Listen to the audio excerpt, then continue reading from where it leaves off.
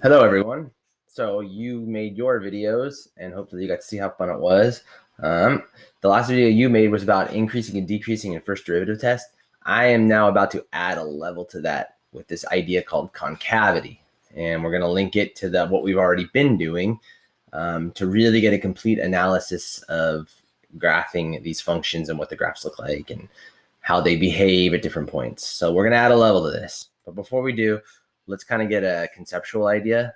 So this is just like kind of a intro example. Let's say I wanted to chart how far I've ran, how far I ran after a certain amount of time. So I can plot my time, like how long it's taken, versus my distance traveled. Okay. And let's say I have a perfectly linear relationship. That means after one, I don't know, minute, I've gone, or 1 second, let's say I've gone 1 meter. So I'm perfectly linear. After 2 seconds, I've gone 2 meters. After 3 seconds, so on and so forth. Okay. I could then connect the dots, and that would show you where I'm at as time goes by. So this could be my situation. I'm a pretty average guy. So every second I travel 1 meter. We don't really care about the units right now. This is more of just a conceptual. But sure, time is in seconds, distance is in meters. Let's say you have someone like Mr. Yip. If you don't know Mr. Yip, he runs marathons. So he may do something like this, where he starts out slow to pace himself, and then he begins something like this. Well, what's going on in his graph? He started out pretty slow, but then all of a sudden he started gaining position and traveling much farther distance in a shorter amount of time than I did. So at the 2 second mark, I'm only at 2. At the 2 second mark for him, maybe he's all the way up here at 4. So through the concavity sign, maybe he's all the way up here at 4. So we'll call that the Yip factor.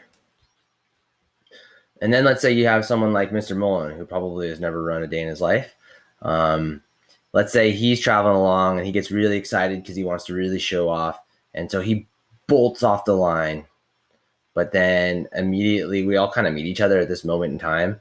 But as Yip is going crazy and as I'm just kind of chilling, Mullen really seems to die out. He's still moving forward, but let's say he starts traveling at a much slower rate. So I'm trying to avoid some key phrases there that are going to be important. But do you see the difference between our three situations? So we'll call this Mullen. We have me, who's traveling at a constant rate, 1 per 1. So my dy over dx would almost be 1. I travel 1 unit for 1 unit, basically. You have Yip, who is increasing in his rate.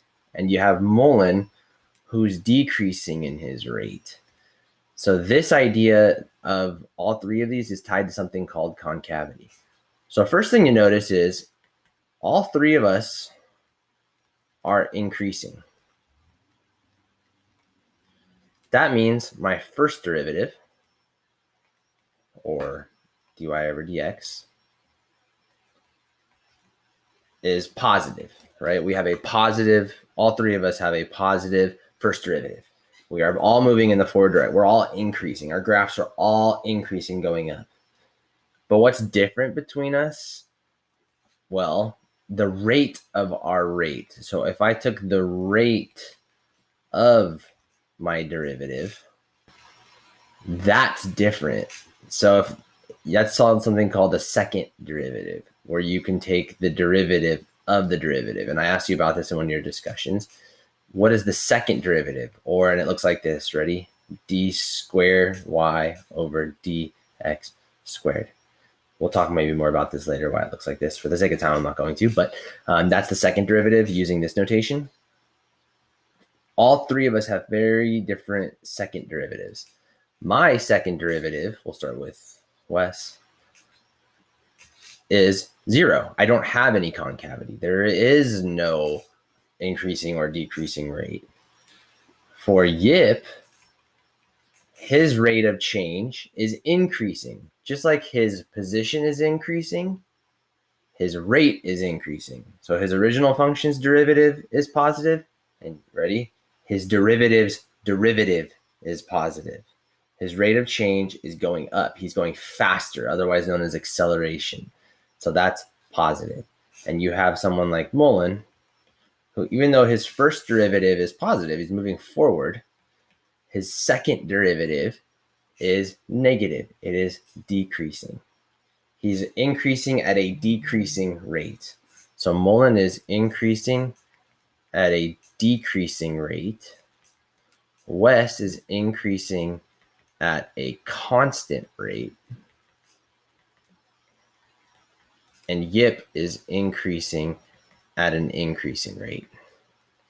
Okay, so a lot of little physics ties here about how a function can change. It increases at an increasing rate. It can increase at a decreasing rate. It can decrease at an increasing rate. Oh my gosh, all kinds of stuff. Okay, so when you have a Mullen case and a Yip case and a West case, I'm going to show you what each of these would look like.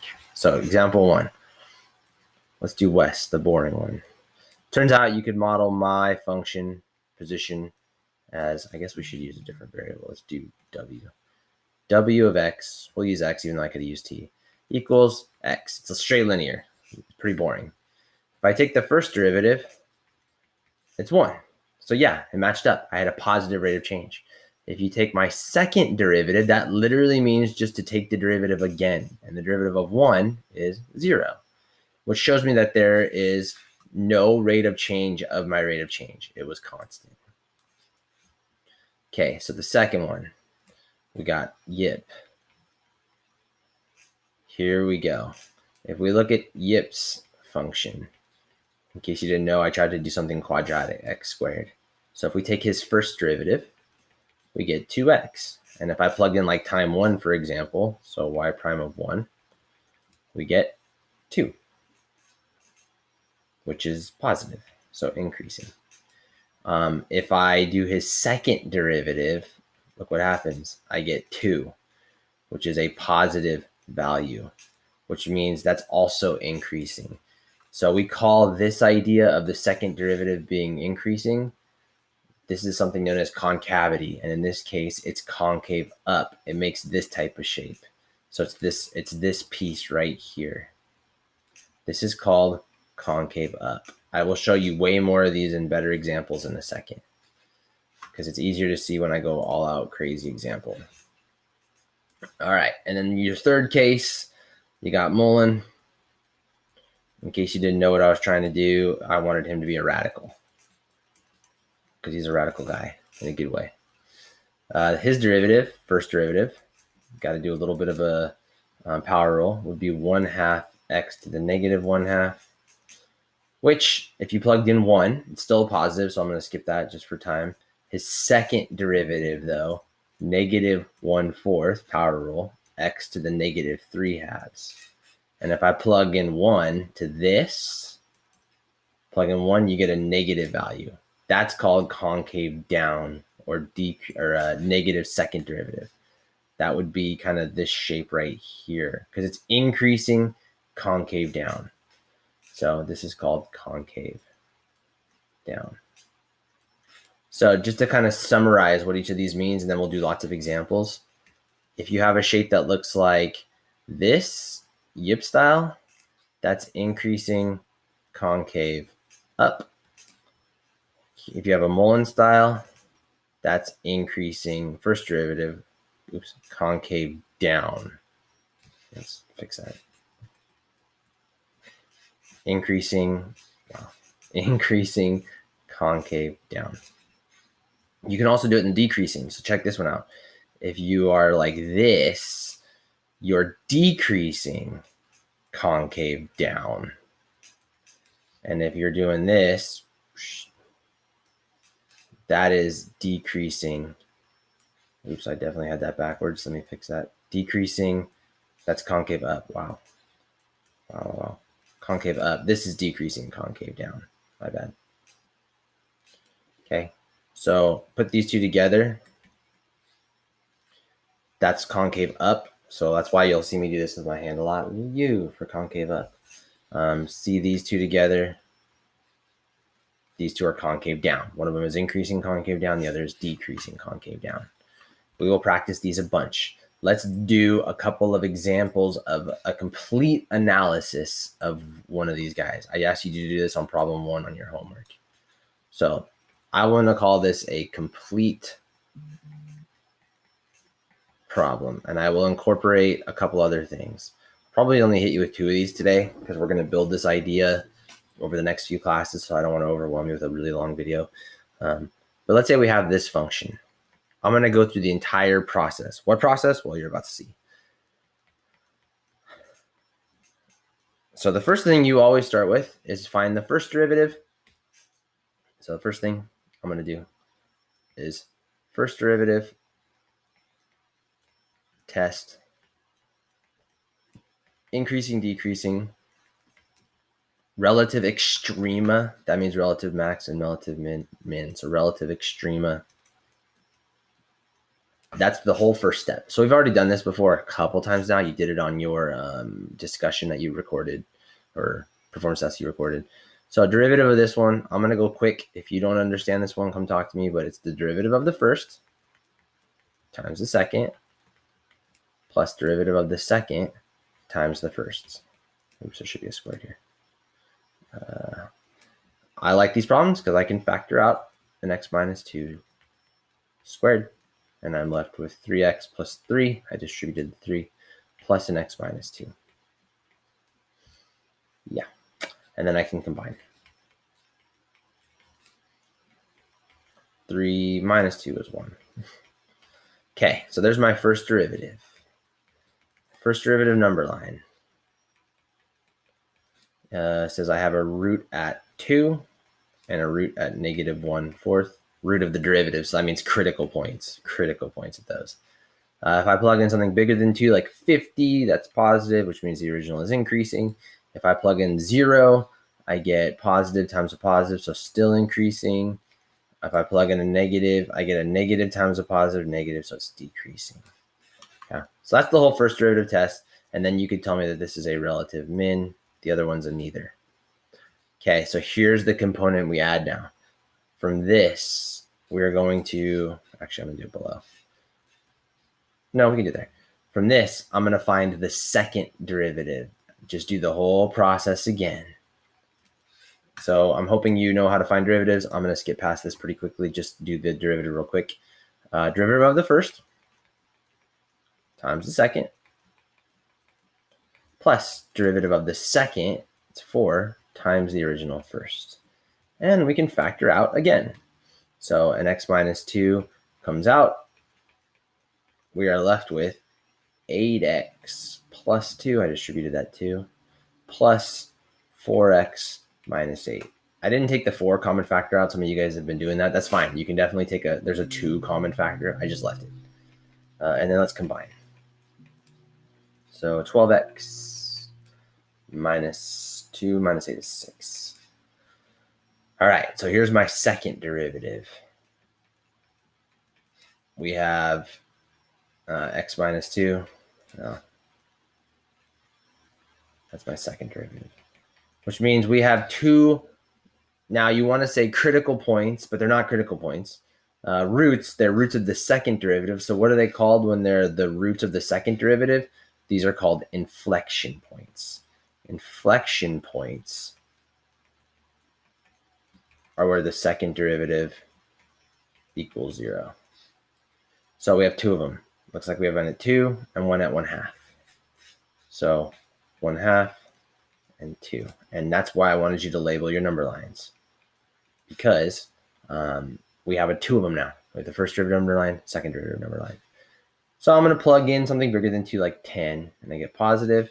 So that means the original function is concave up in this interval. I don't know if it's increasing or decreasing, but if I look over here, I know it's increasing. So it should have this type of shape. I could narrow it down, but I like just the little U shape for concave up. Oops.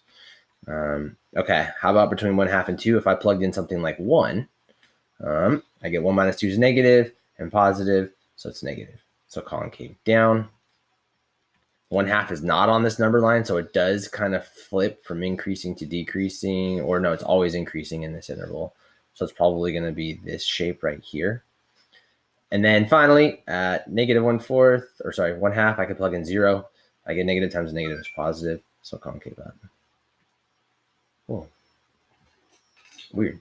Okay, so that's my complete analysis. What on earth did I just do? Well, if I show you what this looks like in Desmos, here's the graph, the original graph. So I keep telling you guys that it's very important that you pay attention to what you're doing in this class, what you're finding, and all that good stuff. Here's the original graph. This is the actual function f. And everything you just did here is all the analysis that should match up. So let's talk about increasing, decreasing first. I'm going to do this actually. I'm going to take a snip of this, and we'll handle it this way so that we can write on this. Cool. You go back away. Whatever. Okay. I want to be able to draw on this while I'm talking about what we found. Yeah, that'll work. Okay, ready? So we told us, or oh, it's not gonna let me do. Oh wait, yeah, it is. Sorry. Come back. Is it? Sorry, technical difficulties. Come back. Okay, so ready? We said we decreased. So we decreased. We went down until -1/4. And yeah, this looks to be about -1/4. Then we increased up until 2, at which point we hit 2, but then we continued to increase. That's what the first derivative is telling you. That's what this number line is telling you. And everything there looks legitimate. You also told me we had some other things going on. We were concave up the entire time to start. And yeah, we were. Look.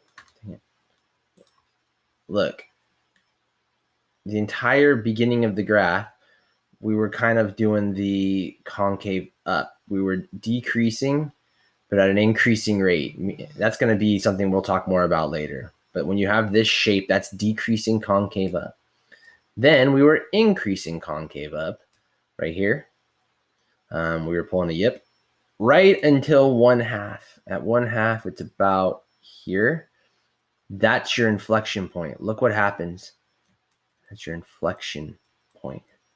We changed from a yip to a mullen. We went from a yip to a mullen. We hit a west for an instant, and we went from yip to mullen. We went from concave up to concave down. And then look, we're concave down, concave down, concave down the entire time. And then at this really cool spot, that was a critical point, we flipped and we went back to concave up. And that's exactly what you told me right there with 2. So we were concave up, we switched to concave down at this inflection point, and then we switched to concave up again at 2. So 2 is a pretty cool point in this problem. 2 was a point of, it was a root of the original function. It was a critical point, and it was an inflection point. So sometimes you get these really special spots. All right, so that's the complete analysis. If that makes sense, that's the end of it. But I'm going to do one more example and go through the entire thing one more time. With a little bit more interesting of a problem, but this is what we're going to be building on. So today I laid it all out. The homework, I think I give you one just like this. On another one, I ask you to just find the inflection points. But let's do one more example because it's only been 18 minutes. That's not so bad. Let's say I gave you this one. Because not everything's going to work as nice and happy as you want it to. Sometimes we're going to have functions that have problems. You should be aware of something right off the bat. There is a vertical asymptote at x equals 0. This guy has a vertical asymptote at x equals 0, which means funny things are happening in 0. So here we go. Let's take the first derivative. This is a power rule. It's x to the -2. So I multiply. I write it like this. And I do the power rule. -2x to the -3, which is the same as this. Now, no critical points. If you try to set the numerator equal to 0, there are no critical points in this problem. So do we have to do the first derivative test? Yes. So what goes on your number line for the first derivative test? Well, there's one thing you should put on it, and it's the vertical asymptote. You should always put points that are undefined, and you'll see why when we do something else in a second. And you test the intervals like normal. So if I plugged in 1 to the derivative, I get negative, because it's negative 2 over x cubed. If I plug in negative 1 over x cubed, I get positive. So look what happens. It's switched from increasing to decreasing at the vertical asymptote. It's not a relative max. It is a vertical asymptote. And you'll see in the graph, and hopefully if you understand what asymptotes look like, that'll make sense in a second. But include asymptotes when you're doing the first derivative test. So right here, include all points of discontinuity, which is why we needed to learn about discontinuities. All right, let's do the second derivative. Second derivative is a power rule again. Negative times a negative is a positive. So you get 6x to the negative 4, which is 6 over x to the 4th. Same deal. There's no inflection points. Look, if you set this equal to 0, no inflection points. But we still need to include the what's it called? Vertical asymptote. Plug in like something bigger than 0, like 1, you get positive. Plug in something less, like negative 1, look what happens. You still get positive. So it's concave up in both. That's interesting, which means it looks like this type of shape, and it looks like, since we're decreasing, this type of shape. So if I were to curve sketch based on increasing in concavity, I know that this thing increases concave up, yip status, and I know it decreases concave up, which is a little weird to think about because it kind of looks like it's decreasing and slowing down. But we'll talk more about that when we get to motion. So the shape should look like that. And if I go to Desmos and graph 1 over x squared, if I graph 1 over x squared, that's exactly what I thought. So it goes up, has the asymptote, it's always increasing, and then at 0, it starts decreasing past 0. Okay. Then you could ask other things like, what's the end behavior? Well, that's 0 in both directions. Y-intercept, there is none. Roots, there are none. All that stuff. So everything we did before, now I can add on these ideas of increasing, decreasing, and concavity. So that's where we're going to spend some time, is finding all of this stuff by hand and definitely checking it with Desmos. I may have you do a complete example video. I've liked looking at the videos so far. They're interesting. I won't do the third example. I feel like this first one is a good enough one to get you started. But in the performance tasks, we will be working on these a lot. All right, that's it.